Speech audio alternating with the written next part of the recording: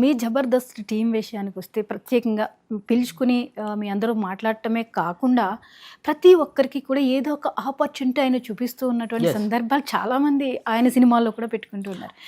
ఆయన చేస్తున్నటువంటి ఈ హెల్ప్ అనుకోండి, లేకపోతే ఒక ఆర్టిస్ట్ కష్టాన్ని గుర్తించడం కానీ, మెగాస్టార్ స్థాయిలో ఉండి ఆయన ఇలాంటి అవకాశాలు కల్పించడం ఎలా అనిపించింది? అవకాశం ఇప్పుడు కల్పించడం కాదండి, ఇప్పుడు నాకు తెలిసి ఇండస్ట్రీకి వచ్చిన ఆల్మోస్ట్ 90% మంది చిరంజీవి గారి ఇన్స్పిరేషన్తో ఇండస్ట్రీకి వచ్చిన వాళ్ళే. అది ఒక రైటర్గా, ఒక డైరెక్టర్గా, ఎవరు ఏదైనా సరే.